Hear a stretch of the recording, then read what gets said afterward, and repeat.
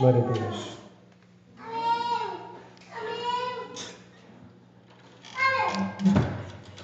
Glória a Deus. Louvado seja o Senhor Deus. Bendito seja Deus.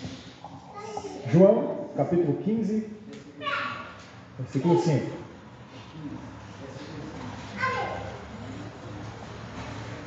Quinze, 5, está escrito: Eu sou a videira verdadeira. Vocês são os ramos.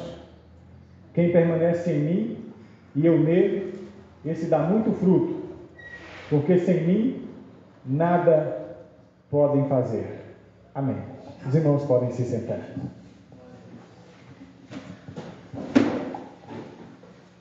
Meus irmãos, dos livros do Novo Testamento, João é um dos que eu dou mais atenção. Eu dou atenção a todos, mas João um pouco mais devido à profundeza de sua revelação. Ele é muito profundo nos trechos que ele trata da pessoa de Jesus Cristo. E dentro dos capítulos de João, o capítulo 15, ele está em evidência. Porque é fácil de memorização, devido à linguagem metafórica que o escritor usa. E também a importância das doutrinas que estão presentes aqui, no capítulo 15 do Evangelho de João. O Evangelho de João, no capítulo 15, começa dizendo: Eu sou a videira verdadeira.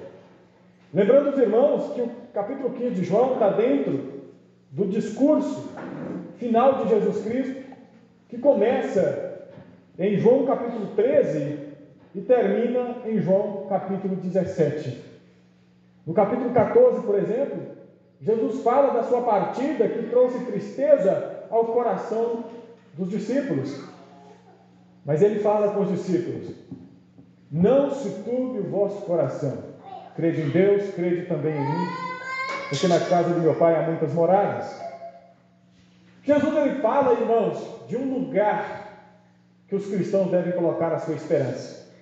Nós colocamos a nossa esperança no mundo onde as coisas não mudam, onde as coisas são eternas, onde não há morte, nem pranto, nem dor, onde está presente o reino de Deus. A oração do Pai Nosso, logo no início, já divide a realidade em duas partes. Pai nosso que estás nos céus, santificado seja o teu nome, venha a nós o teu reino, seja feita a tua vontade, assim na terra como no céu. Então existe o céu, onde o governo de Deus é real, onde o governo de Deus é perfeito, onde o pecado não contaminou, onde nós vamos morar um dia. E Jesus diz que diante das aflições da vida, o que vai nos motivar é sabermos que tem moradas sendo preparadas para cada um de nós. É isso que nos vai fazer vencer as dificuldades que vamos viver nesse mundo. No mundo tereis aflições. E isso é uma realidade, irmãos. E no capítulo 15, no início, Jesus começa dizendo assim: Eu sou a videira verdadeira. E começa se apresentando como videira. Jesus Cristo, ele era um mestre na arte da metáfora. Ele usou várias metáforas para simbolizar quem ele era. Ele dizia, aqui mesmo no Evangelho de João e em outras passagens: Eu sou o pão da vida, eu sou a água da vida, eu sou a luz do mundo, eu sou a verdade, o caminho, eu sou a videira. Todas essas revelações de Cristo, essas descrições que ele dá de si mesmo, irmãos, têm um sentido. O pão é o alimento mais básico que havia, era o pão mais básico que havia ali para o povo judeu. Era o que o seu corpo necessitava. A luz, irmãos, é o que nos faz enxergar a realidade tal como é. Você enxerga as coisas que estão aqui nesse lugar, porque a luz está refletindo nos objetos, e você enxerga as coisas como são. Por isso que a Bíblia Sagrada diz que o mundo anda nas trevas, porque eles não conseguem contemplar as coisas espirituais. mas Jesus trouxe luz para nós. E não espere você que o ímpio compreenda, porque a Bíblia diz que o natural não compreende as coisas espirituais. Jesus, ele é a luz, irmãos, que mostra para nós o que a realidade é. Lá em 1 Coríntios, Paulo fala algo muito bonito. Ele diz assim: o que o olho nunca viu, o que o ouvido nunca ouviu, nem jamais subiu ao coração do homem, é o que Deus tem preparado para aqueles que o amam. Mas Ele nos revelou pelo seu Espírito. Nós não vamos ver aquilo que olhos não viram. Nós já sabemos. Pelo Espírito foi revelado a nós aquilo que o ouvido nunca ouviu, o que o olho nunca viu, o que o coração nunca sentiu. Você pode ler, você pode estudar todos os filósofos que precederam, os famosos que precederam Cristo. Nenhum deles chegou sequer perto da revelação do Evangelho. Nenhum deles chegou perto de descrever Deus como Pai.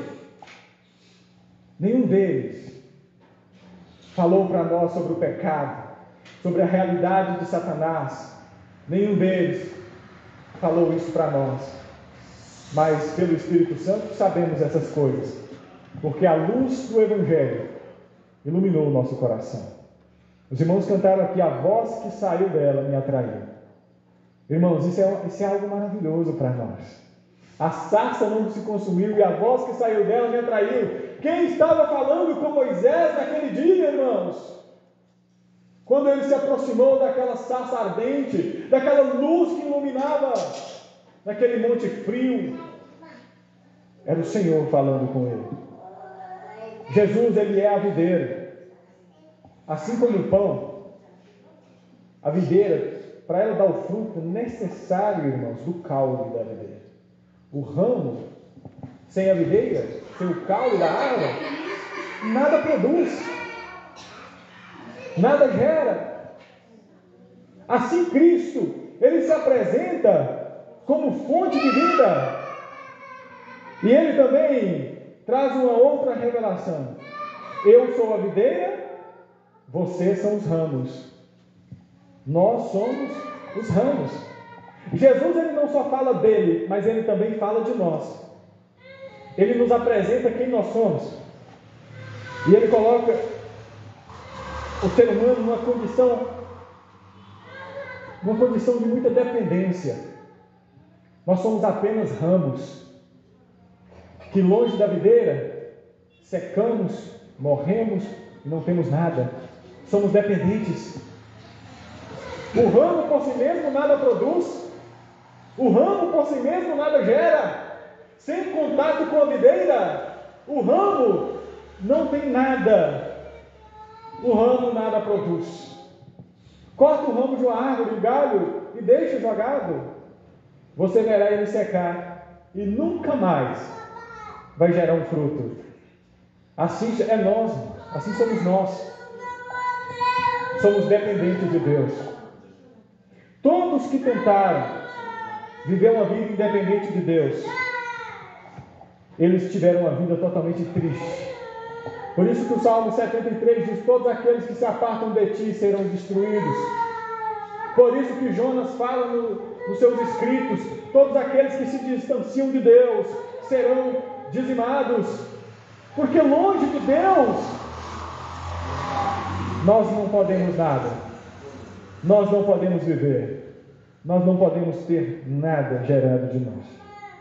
Quando Jesus fala que nós somos os ramos também, ele diz também que nós somos os meios pelo qual ele é conhecido. Nós somos os meios pelos quais Jesus é conhecido. Quando você passa debaixo de uma árvore e vê um fruto bem bonito na ponta do ramo, na ponta do galho, você diz: que árvore bacana, que árvore boa, que laranjeira perfeita, porque gera frutos. Irmãos, a videira será conhecida através dos ramos. É através de você que Jesus vai ser conhecido. É através do fruto que você vai gerar que Jesus será conhecido, porque assim como o ramo torna a videira conhecida, assim também nós tornamos Jesus conhecido. É através da nossa vida. Você sabia, irmãos, que não existe um sermão melhor pregado do que a sua vida? Não existe. A maior pregação que o mundo pode ouvir é o modo como você vive. É assim que demonstra o contato que você tem com Jesus. E a terceira coisa que aprendemos com nossa identidade é que sempre precisamos ser podados. Porque aquele ramo que dá fruto, precisa ser trabalhado, para não deixar ervas daninhas sufocar, para que o fruto continue gerando, sempre gerando. E Deus, Ele é especialista em podar quem dá fruto. Com minhas experiências no ministério, eu notei, irmãos, que as pessoas que mais passam por dificuldades são aquelas que mais geram fruto para o reino de Deus. Passam por dificuldades, passam por várias tribulações, por vários sofrimentos. Quanto mais se aproximam de Deus, mais dificuldades vêm sobre eles, porque estão dando frutos. Porque é através, irmãos, da poda de Deus que continuará dando fruto. Para mim, o ramo mais frutífero de Jesus Cristo tem um nome: Apóstolo Paulo. De todos, o apóstolo Paulo, para mim, foi o ramo de Jesus que deu mais frutos. E quando nós vemos Paulo sofreu naufrágio, Paulo passou fome, Paulo foi para a prisão, apanhou. Paulo, irmãos, tinha um acusador do diabo que batia na face dele, ele tinha um espinho na carne. Deus permitiu um espinho na carne de Paulo para que ele continuasse gerando fruto. Ele fala: me foi posto um espinho na carne para que eu não me orgulhasse pelas revelações que me foram dadas. Ou seja, as pessoas precisam de um espinho na carne, as pessoas precisam de poda, e quanto mais fruto você dá, mais podado você será. Você vai ser mais trabalhado, você sofrerá mais, você passará por dificuldades, mas é porque Deus quer que você dê mais fruto. Ele quer que você torne o nome dele mais conhecido. E é assim que é, irmãos. E isso é para a glória de Deus. E Jesus, Ele fala de algo maravilhoso sobre Ele. Ele não fala que Ele é somente a videira, Ele também não fala que nós somos os ramos apenas, mas Ele fala que Ele é a videira verdadeira. É através dele, somente dele, que os ramos conseguem ter frutos em contato com Ele. E ele começa com uma das palavras mais bonitas que o mundo já pôde ouvir. Isso aqui você não vai ouvir em outra religião, sobre contato direto com Deus. E ele fala: eu sou a videira, vocês são os ramos. Quem permanece em mim. Essa palavrinha, em mim, irmãos, faz toda a diferença.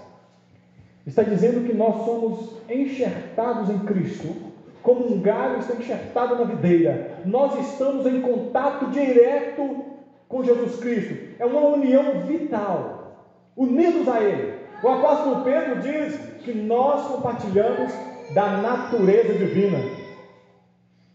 A divindade tem contato conosco. Nós somos, irmãos, uma certa emanação de Deus quando nós temos contato com Cristo.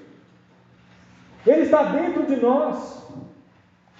O Espírito Santo fez morada em nós e agora compartilhamos da natureza divina. É tão profundo, irmãos, quando pensamos, quando João fala: todo aquele que nele crê recebe o direito de ser filho de Deus. Irmãos, é um contato que você tem com Deus. Você nasceu de novo, você nasceu do Espírito, é um novo nascimento, um contato direto com o Pai. Nós, fisicamente, compartilhamos a humanidade com nossos pais. E espiritualmente, compartilhamos a divindade com Deus. Somos filhos de Deus, estamos unidos. E sobre essa união vital com Deus, com Cristo, o apóstolo Paulo foi quem mais trabalhou dessa teologia, dessa doutrina. E tem alguns benefícios de termos contato direto com Jesus Cristo. A primeira, Romanos 8:1. Aquele que está em Cristo, para aquele que está em Cristo já não há mais condenação. Para todos aqueles que estão em contato com Cristo, não existe mais condenação. É aquilo que está escrito em João 5:24. Aquele que crê em mim passou da morte para a vida e não entra em julgamento, mas pelo contrário, tem a vida eterna. Deus agora ele não é o seu juiz. Deus agora, ele é o seu Pai. Ele é aquele que te justifica. Foi ele mesmo que disse em Romanos 8, quem será contra nós? Se Deus nos justifica, quem nos condenará? Não há mais condenação para nós. Aquele que antes era nosso juiz, agora é nosso Pai. Aquele que antes nos apontava o erro, que não suportava o nosso pecado, agora, à direita do Pai, se tornou nosso advogado, Jesus Cristo. Então não há mais condenação para aqueles que estão em Cristo. 1 Coríntios 5,17. Quem está em Cristo, nova criatura é. As coisas velhas se passaram. Deus fez uma nova realidade. Quem está em Cristo, nova criatura é. Irmãos, Deus fez uma nova criação. É como se Deus tivesse refeito aquele vaso quebrado que nós éramos, perdidos, numa situação lamentável. Filhos de Satanás, escravos do pecado, do mundo e da carne, dos pensamentos, onde o príncipe da desobediência operava, filhos da ira. Deus vai e nos recria. Cada um de nós somos novas criaturas. As coisas velhas se passaram, irmãos. Os vícios antigos já não existem mais. A culpa do passado já não existe mais. A condenação do passado já não existe mais. Deus fez uma nova realidade em nossas vidas. Isso é por causa do nosso contato com Cristo. Efésios capítulo 3. Em Cristo fomos abençoados com todas as bênçãos espirituais. Em Cristo somos abençoados. Não tem como alguém longe de Cristo querer ser abençoado. Nas regiões espirituais, não. Eles podem usufruir das bênçãos temporais de Deus, mas das bênçãos espirituais, não. O ímpio, ele usufrui das bênçãos temporais de Deus. O sol, a chuva, a produção da terra, o alimento. Tudo isso o ímpio usufrui, a saúde. Só que as bênçãos espirituais, só os crentes conseguem usufruir. Perdão de pecados, propiciação, redenção, reconciliação, isso é somente para quem conhece Jesus Cristo e tem contato com Ele. Somente para nós.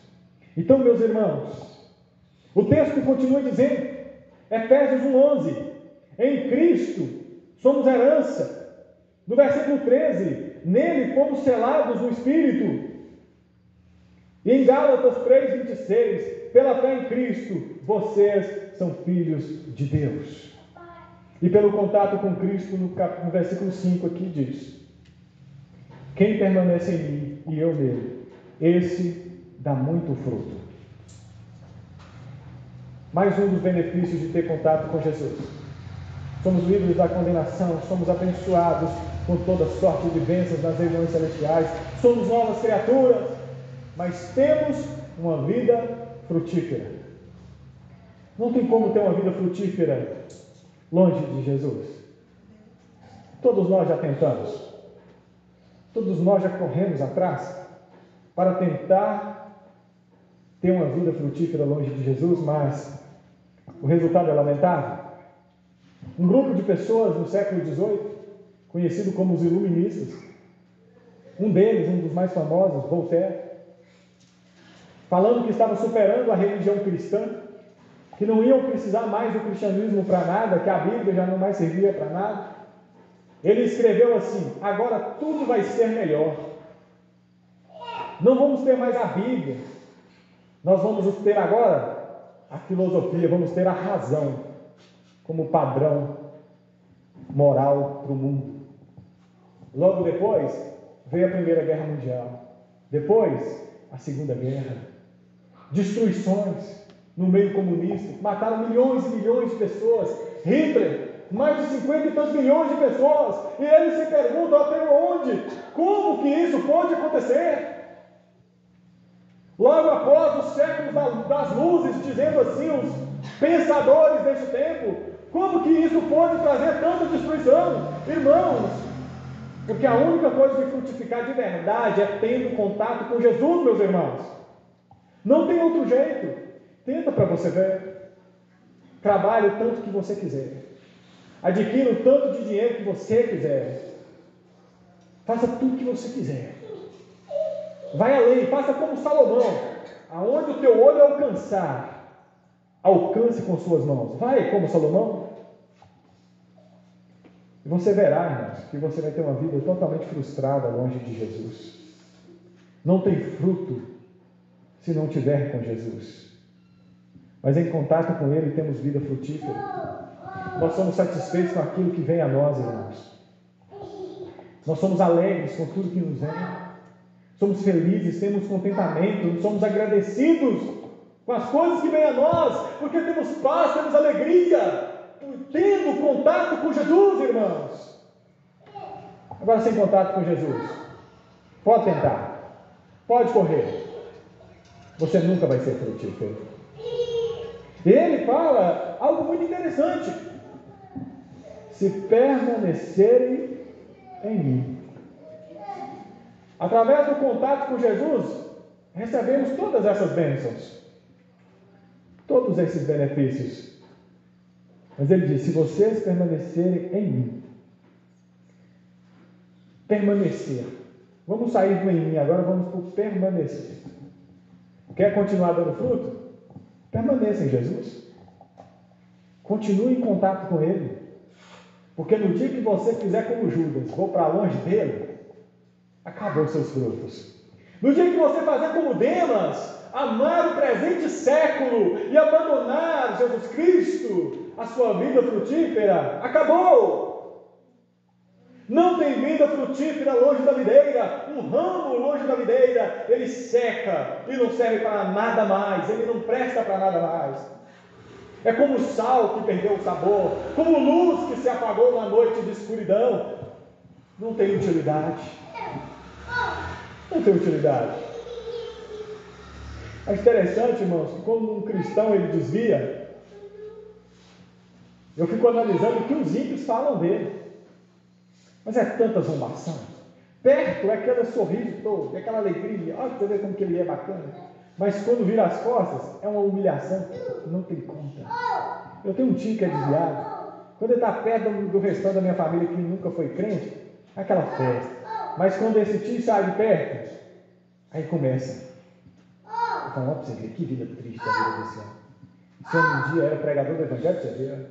E uma humilhação, irmãos. Porque o sal que perde o sabor não presta para nada mais, a não ser para ser pisado pelos homens. Assim é um ramo que não permanece em contato com Cristo. Eu lembro de uma passagem que mexeu muito com o meu coração, quando eu li pela primeira vez. Jesus, parece que em Mateus, ele envia, em Lucas capítulo 10, ele envia 70 discípulos para fazer a obra. E eles voltam com alegria tão tremenda. Jesus, eu estou maravilhado, porque eu estava pregando Jesus, um tanto de gente foi curado. Coloquei a mão sobre os enfermos, eles foram curados. Expulsamos demônios, Jesus. Até os espíritos se nos submetem. Nem os animais nos causam dano agora, Jesus. E Jesus olhou para ele e falou assim: olha, não se alegrem por causa dessas coisas. Alegrem-se primeiro por ter o nome de vocês escritos no livro da vida. Porque depois que essa vida acabar, a única coisa que vai valer é se o seu nome está escrito lá. É se você está em contato com Jesus. Porque aqui neste mundo você pode curar enfermo, você pode expulsar demônio, você pode fazer o que você quiser. Mas se perdeu o contato com Jesus, lá você não entra, irmão. O único caminho de se chegar ao Pai é através de Cristo Jesus. Então, irmãos, permaneçam em mim, porque assim vocês darão muito fruto, vocês serão frutíferos para a glória de Deus. E quantas pessoas talvez perderam esse contato com Jesus? Talvez você não influencia mais, talvez as pessoas não veem você mais como um crente. Ainda há esperança, irmão. Lembra que você tem um advogado. Peça perdão a Jesus hoje. Volte-se para Cristo no dia de hoje. Arrependa-se dos seus pecados. E Ele vai perdoar você. Você será limpo. Você será podado. E você continuará dando fruto para a glória de Deus. Mas se você tem contato com Jesus, eu tenho alguns conselhos para você permanecer em Cristo. Para você não voltar na caminhada de forma nenhuma. São conselhos práticos para você não desistir da caminhada. E esses conselhos, ele está presente em Hebreus 10, que o primeiro dele está no verso 24, que é isso: considerai uns aos outros. Considerai uns aos outros. Considerai seu irmão importante. Olha para o seu irmão com um olhar diferente. Eu preciso do meu irmão para me ajudar. Eu preciso do meu irmão para me estender a mão. Eu preciso do meu irmão para me corrigir. Você precisa do seu irmão. A esposa precisa do marido, o marido precisa da esposa, o pai precisa do filho, o filho precisa do pai. Assim também nós dependemos uns dos outros para continuar a caminhada cristã, irmãos. Continuamente. Considere seu irmão importante. Fala com seu irmão na sua necessidade. Se você está precisando de um conselho, peça a alguém um conselho. Não pense, irmãos, em tomar decisão por conta própria. A Bíblia diz assim: na multidão de conselhos há sabedoria. Então olha para o seu irmão como importante, como alguém que você pode contar. Segundo conselho, que está no verso 23, é: guarde firme a confissão da fé. Guardar firme a confissão. Eu já preguei uma vez sobre guardar aqui na igreja. E usei como personagem, como exemplo do que não fazer, Maria, mãe de Jesus.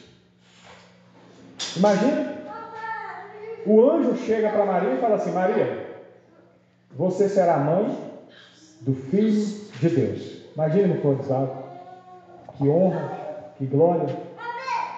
Você será a mãe do Filho de Deus. Qual o papel da mãe para com o filho? Guardar, proteger, cuidar. Esse é o papel da mãe.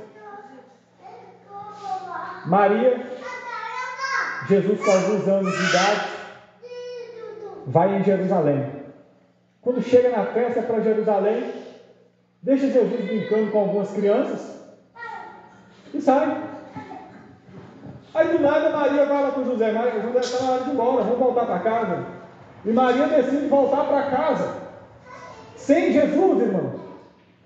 Sabe quantos dias depois, quase um dia inteiro depois, um dia e algumas horas a mais, Maria nota: cadê Jesus? E a Bíblia diz assim: porque pensava ela que ele estava com alguém da sua família. Eu não sei você, meu irmão, mas minha mãe não me deixaria um dia para trás numa festa. Ela já olhava quando eu era criancinha, não deixava nem atravessar a rua. Até hoje, com 27 anos, que eu vou passar a rua, pegou minha mãe, agarrar minha mão, me segura aqui, vamos passar.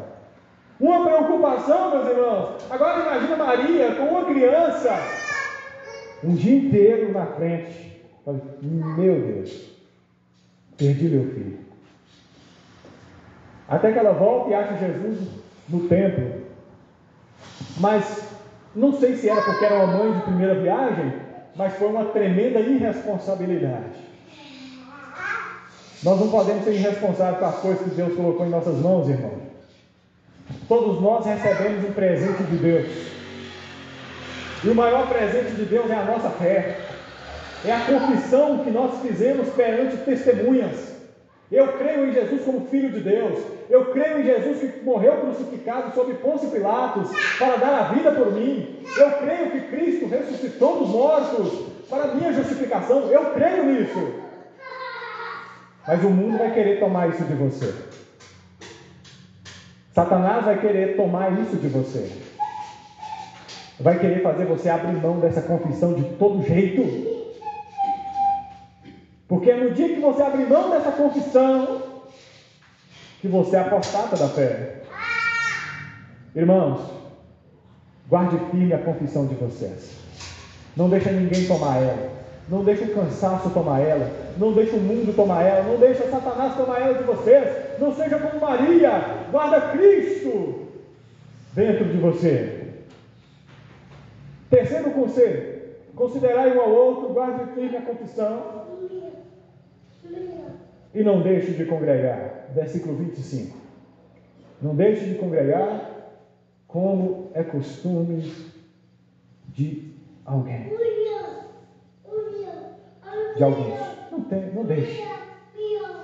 A congregação é muito importante. Como é importante você estar presente no culto. A Bíblia diz que é na congregação que nós perdoamos uns aos outros. Se eu não tivesse irmã Zero para pisar no meu calo, como que eu vou perdoar? Preciso de alguém para errar contra mim, para eu perdoar, para exercer o perdão.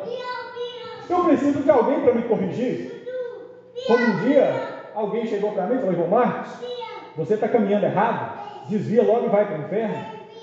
Ou então toma postura. E daquele dia em diante minha vida foi colocada em ordem. Precisamos adorar a Deus. E nós não adoramos a Deus em casa. Temos o nosso culto pessoal, irmãos, mas Deus se agrada da nossa comunhão. A Bíblia diz que um cordão com uma dobra só é tão fácil quebrar. Mas junta, irmãos, 3 dobras já se torna mais difícil. E com mais difícil ainda. Por isso que quando você começar a ficar fraco na fé, em vez de você abandonar a congregação, junte-se a ela. Não falte de culto de jeito nenhum, porque é através do culto que a sua fé será fortalecida para a glória de Deus. É uma das formas de permanecer em Cristo. Eu estava numa reunião em Pedraria e conversando com a direção da igreja. Nós notamos, irmãos, algo que faz parte do processo de um crente desviado. Ele começa, primeiro sintoma é a falta do SUS. Falta 1, falta 2, falta 3, depois está indo no culto uma vez por mês. Depois, uma vez em 3 meses. Depois não volta mais. E ele começa a desviar. Esse é o processo. Mas quando você está junto, irmão, você está protegido. Faz igual os animais na selva, que quando vê o inimigo vindo, eles se reúnem alguns. Eles se juntam. Não deixam se separar, porque o predador vai devorar o mais fraco. Mas quando estão unidos, o predador fica longe. Assim é a importância de congregarmos. Não deixe a congregação. Então, meus irmãos, o versículo 8, para nós caminharmos para a conclusão, diz assim: nisto é glorificado o meu Pai, que vocês deem muito fruto, e assim se tornarão meus discípulos. Nisto é glorificado o meu Pai, o vosso Pai. Nisto é glorificado o Senhor, que vocês deem muito fruto. Como é maravilhoso saber, fulano deu testemunho de crente. Como é bom ficar sabendo disso. E a gente fica sabendo, irmãos. Tem um jovem da nossa igreja, uma das nossas igrejas, que brigou esses dias. Foi lá e brigou com um colega. E não é que eu fiquei sabendo? Tive que ir lá e conselhar alto, sentei com ele e falei: irmão, você acha que Jesus ia pendurar no pescoço do colega daquele jeito que você pendurou? Bater nele? Não, Jesus não faria isso. Eu falei: E você? Você não é um mini Cristo? Você não está lá na escola para demonstrar Cristo através da sua vida? Como que os seus colegas vão olhar para você agora? Como que você vai evangelizar o colega que você bateu? Então, irmãos, o nome do Pai é glorificado através de nossas vidas. Quando você dá testemunho de cristão, eu tenho certeza que se eu vivesse uma vida totalmente contrária ao Evangelho, suponha que eu fosse um ladrão, fosse ali, roubasse uma maçã, e alguém começasse a comentar: olha, o Marcos veio aqui e pegou uma maçã, aqui na mercearia. Na padaria, o Marcos passou aqui e roubou um pão. Aí eu chegasse aqui diante de vocês e pregasse. O que vocês diriam?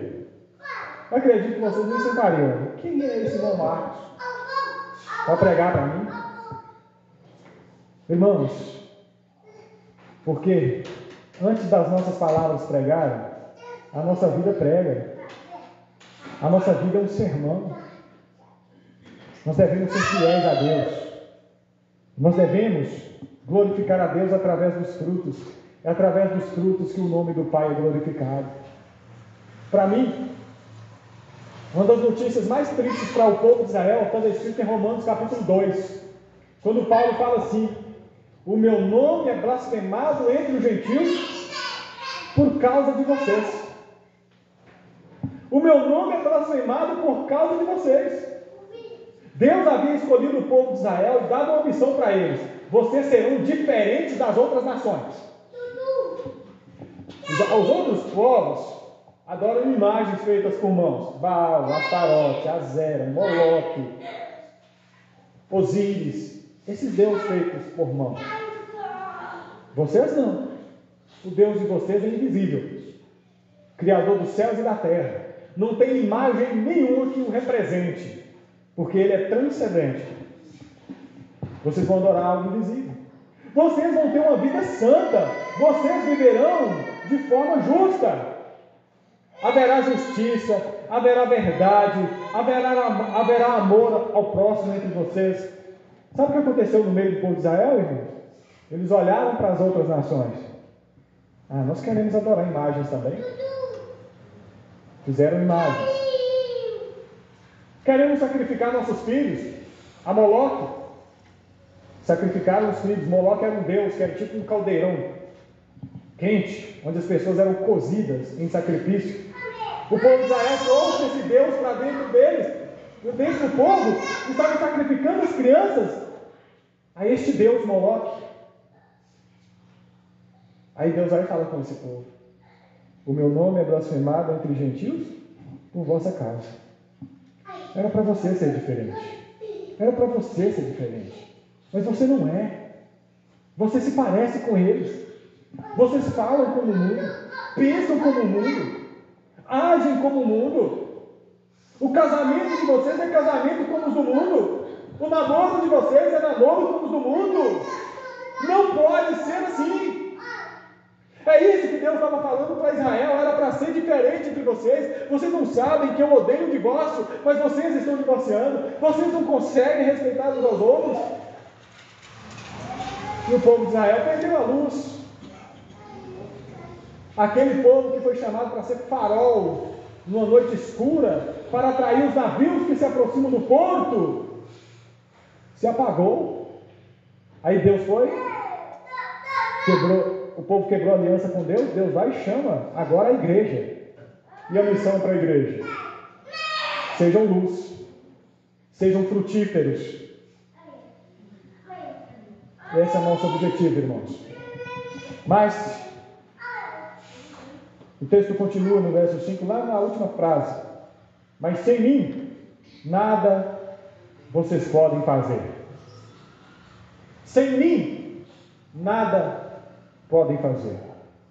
Sem Jesus você não vai conseguir ser um marido do jeito que a Bíblia ordena que você seja. Já imaginou amar a esposa como Cristo amou a igreja e se entregou por ela? Você acha que isso é fácil? Não. É só quem tem Cristo consegue ser marido. Porque é uma das formas de pregar, é ser um marido exemplar, um marido que a Bíblia ordena. Ser esposa cristã, irmãos, é somente quem tem contato com Jesus, senão não consegue.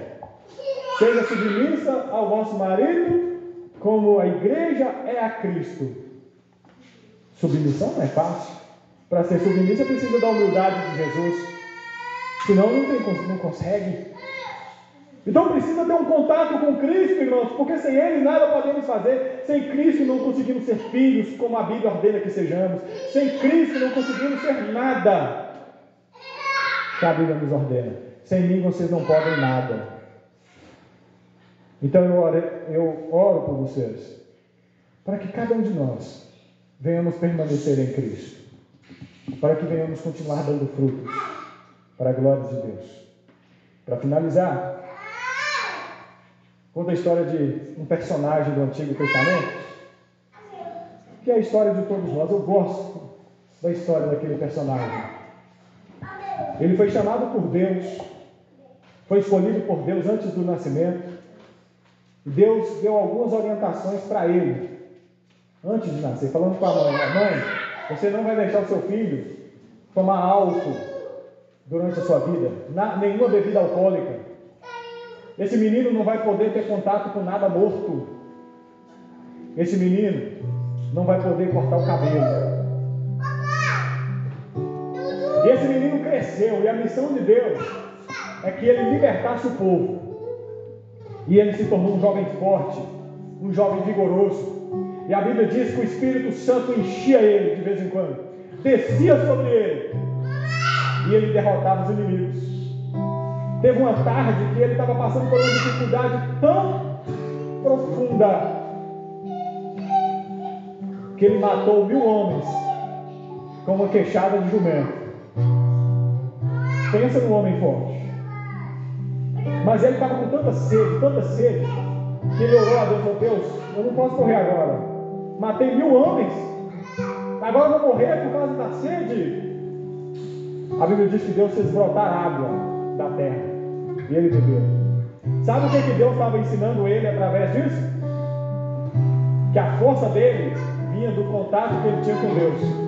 Ei, Sansão, a sua força depende do seu contato comigo. É da sua comunhão comigo, Sansão, que brota a tua força, porque sem estar comigo, a sede te mata. Gostaria que você ficasse de pé. Fique de pé.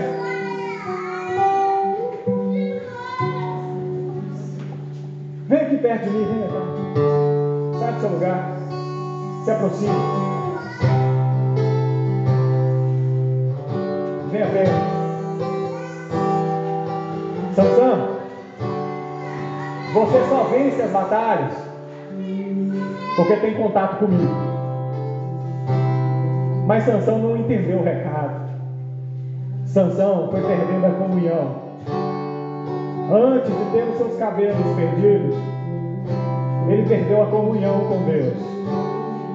E logo depois, sua cabeça foi raspada e seus olhos foram furados.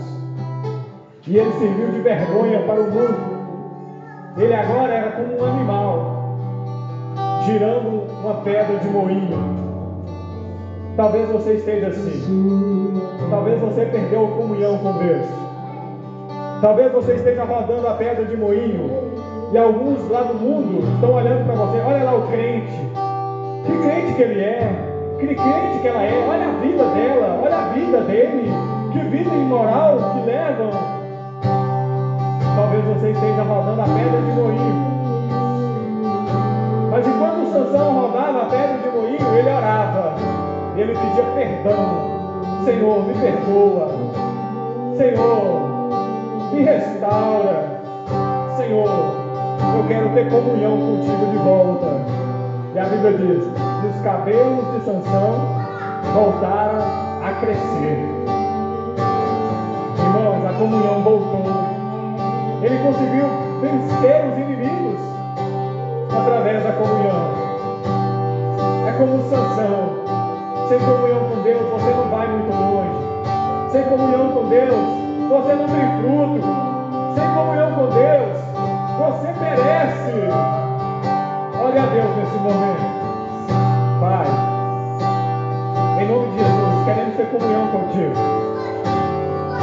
como Moisés um dia orou, não descemos desse monte, se o Senhor não for comigo, se o Senhor não for conosco, Pai, nós não vamos descer.